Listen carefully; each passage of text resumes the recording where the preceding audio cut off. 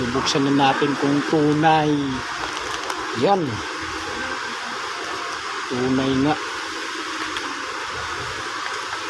Tunay nga siya guys, tunay. Yan, ang mga gustong mag-order dyan. Ito, mas maganda.